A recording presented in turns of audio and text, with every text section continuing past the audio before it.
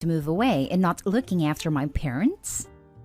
I, 27 female, have two older siblings, 41 female and 39 male, who have taken advantage of my parents' kindness for years.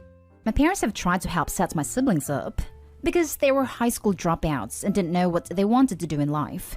They opened up restaurants and bailed them out of debt, only to get into bigger crap later on.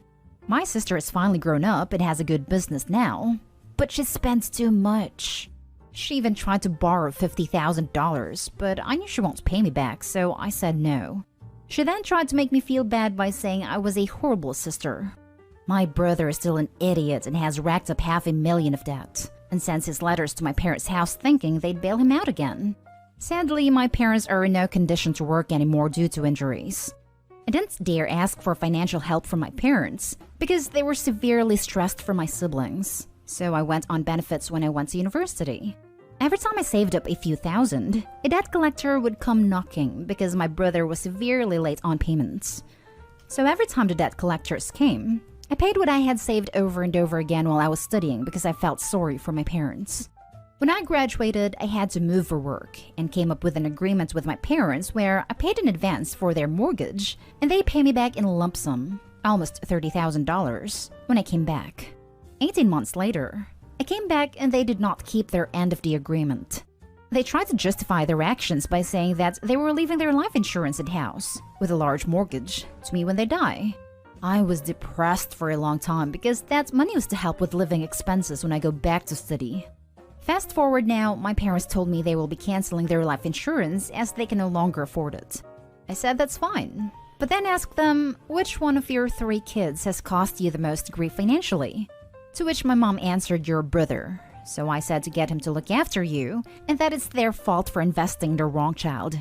Now they are mad at me, saying that it was a waste raising me because I'm not a dutiful daughter. To which I retaliated by saying that they stole the money that was meant for studying from me. My mom tried to downplay this and said it's in the past and that I should let it go. I'm planning to move away, even to a different country, and to go low contact. Despite this, I'm even willing to send a small amount of money to them once in a while, which they probably won't even appreciate because they are not grand gestures like my sisters. So am I the a-hole? Edit 1. From the $30,000 incident, I stopped financially helping my family, which was about 7 years ago. As for the debt collector's part, it happened when I was a naive and very sheltered teenager. My brother pressured my mom to take some of the loans out in her name. I helped out because my parents are both depressed, and my mom wanted to end herself. Also because I was scared that it could escalate to us losing our home. Edit 2. I am financially and mentally okay. I just wanted to know if I am the a-hole for moving out and not wanting to look after my parents in their old age, which will be end of this year when I buy a house. Now for the top comments. Not the a-hole. Oh gosh. First of all, stop paying for your brother's debt. That can get you into more trouble. And second, go no contact or low contact with your family because they are no good for you. Sorry, I forgot to mention, but I stopped about 7 years ago. And I will go low contact when I moved out end of this year when I buy a house. Your family doesn't seem to care a lot about you. Protect yourself and don't put yourself on fire to keep them warm. I know, I feel they only care if I give them very expensive stuff. I bought my mom an Arden handbag for her birthday, but she didn't even use it once, but will use the Louis Vuitton handbag my sister got her, even though it's fugly. I took back the Arden handbag and will be using it for myself because it actually looks sexy. Not today, Hall. Stop paying them money? Stop entirely. That's a horrible idea. They're using you and they will continue to use you just like your brother has. Sorry, I forgot to mention I stopped financially helping about 7 years ago. But you said you may continue to send them some money after you move. Don't do that. Please don't do that. After reading all these supportive comments, I've decided not to. If they are starving, I'll just get food delivered to them, I guess. Maybe. Next story. Am I the a-hole for not taking sister-in-law's kids on vacation with us? My husband's sister has 2 kids, 10 and 12. We don't see them often because they live a few states away and their father has primary custody. My sister-in-law has a habit of imposing on us. She'll call us while she's driving to our house and tell us she'll be staying a week or 2. So it wasn't a huge surprise when she called my husband a couple days ago to say she was sending the kids to our house for 3 weeks, once school lets out. Apparently, there's some drama at their dad's house, so he doesn't want them exposed to it. But she rents a room so the kids can't stay the night more than 1 to 2 nights a week. The only problem is that one of the weeks she plans on sending them to us will be on vacation at Universal. She said, great. They've never been. They'll have so much fun. My husband explained that isn't an invitation. He's letting her know she needs to choose different weeks. She asked why the kids can't just go with us, and we explained we're driving, so there's no room, and our Airbnb has just enough beds for our family. She offered to drive them down herself and have them sleep on a couch. We said that could work, and told her the cost of the tickets we bought were $380 each, so if she sends us the money, we would buy another 2. She asked why she would send us the money, and we explained these are her kids. She would need to pay for them to go. She said that was ridiculous. If we have the money for this trip, then we're obviously well off and can afford to pay for her kids too. We told her we saved for years for this trip. We have a strict budget and we cannot afford an extra $800. As it is, we'd have to figure out how to add more to our budget for extra food, which we didn't ask her to pay for. She called us selfish and said we'd get to explain to her kids why they didn't get to go to Universal and their cousins did. My husband hung up on her and shortly after got a call from his brother saying pretty much the same. He said $800 won't break us, but their sister would never be able to save that much. He's not entirely wrong. We could put it on a credit card. But the whole reason it took so long to take this trip is because we are paying exclusively in cash. We just got out of credit card debt a couple years ago and don't want to go backwards for something that isn't an emergency. We've given both his siblings money before for things like rented car repairs, but this is different. Are we the a-holes? Huge not the a-hole. She sounds so entitled. $800 is a lot of money to ask for on a whim. Seriously, that's my mortgage payment for the month. And his brother also needs to butt out of it, unless he's going to pony up that change. Don't you love the way Opie's sister-in-law and brother-in-law seem to think that Opie and her husband have an extra $800 in their back pockets? But the concept of saving for what you want is completely foreign to them. Leeches. Sometimes the posts on this sub astound me. Not the a-hole. You aren't obligated to take your sister-in-law's children on your family vacation, and you certainly aren't obligated to pay for it. Would it have been nice if everything worked out that way? Sure. Sounds like those kids have it rough. Does it in any way mean you should pay $800 and overburden your family? Of course not. Sister-in-law needs a talking to about boundaries and what your family can and cannot take on. Blood ties aren't an excuse to take advantage of someone. Not the a-hole. Just refuse to watch those kids at all. It sucks their mom has no concept of notice, money, or how entitled she's being, but don't enable her at all. Flat out refuse. Call the police if she drops kids off after you refuse to watch them. If the kids are in an uncomfortable environment and we can keep them away from that for a few weeks, we're 100% happy to do that. But we just need them to come a little later. None of this is the kids' fault, so we don't want to punish them. Next story is titled, Am I the a-hole for leaving my friend and his 2 kids in another state? So my buddy's wife ran out on him and he was pretty distressed by it, saying he didn't know what to do. He wasn't sure how he was going to raise these kids by himself. I felt bad, so I told him I would move across the country to help him out and help raise the kids. My one stipulation was, if you start dating someone and move them in within the first month of me being there, I would leave the next day. He was buying a new house. I was just helping him raise his kids while he got on his feet, and then after a couple years, I was going to move out. Fast forward to us both moving in, and he's been talking to this girl on Tinder for about a month. The first day we move in, he brings her over. I had certain areas of the house I had made arrangements in, organized things the way I wanted, and when he introduced her to me, he said these are his areas, don't mess with anything here. As soon as I was out of earshot, she started telling him how she wanted to reorganize those areas.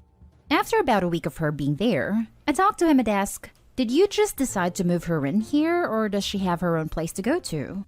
And he said she was going back home that night. And she did. For one night.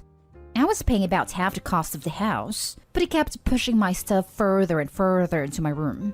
Furniture that I had brought, different ornaments, until finally everything I owned was pretty much in this tiny room while his girlfriend brought all of her stuff over. I told him this isn't what I agreed on, and if she was going to be living here all the time, I was leaving because I don't feel like being a part of Full House. He told me I wasn't in a place financially to move out anyways, and I should just get with the program. Well, he was partially right. I didn't have the money to leave, but I did have the credit score to get a loan. When he and the girlfriend took the kids one weekend, I rented a U-Haul and moved all of my stuff out. By the time he came back, I was gone. He texted me saying how I screwed him and the kids over. How was he supposed to pay for everything without me there? I told him to figure it out with his girlfriend since she's the one that's helped him so much. Edit. The reason I told him if he moved someone in I would leave isn't because I thought he would. It's because my last roommate did the same thing and moved in their partner without telling me. I got a call while they were driving back from picking up the partner's things from a couple states over to ask if they could stay. It was something along the lines of, "Hey, we're on our way back from the States."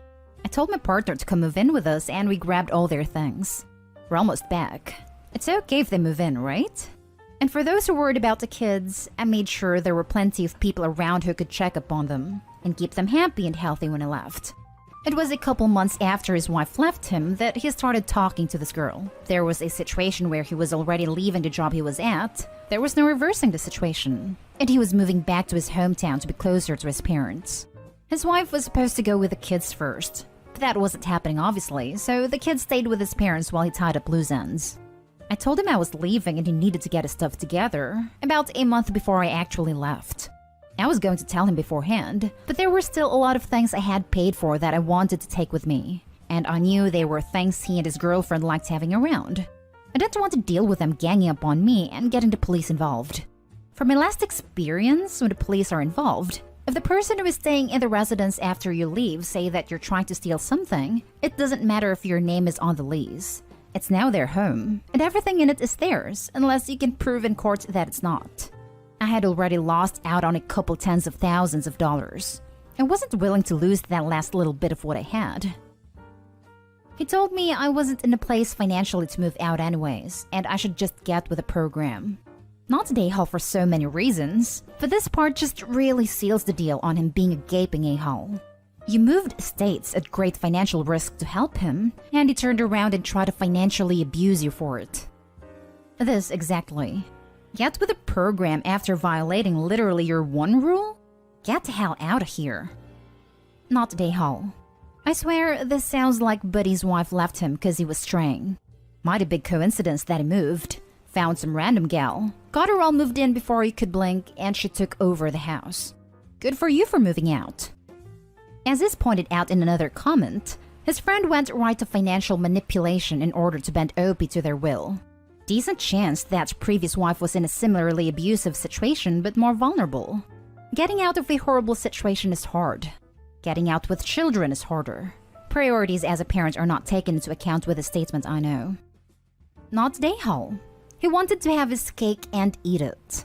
If you start dating someone and move them in within the first month of me being there, I would leave the next day. He moved a girlfriend in. You moved out. Sounds like the deal you made was crystal clear.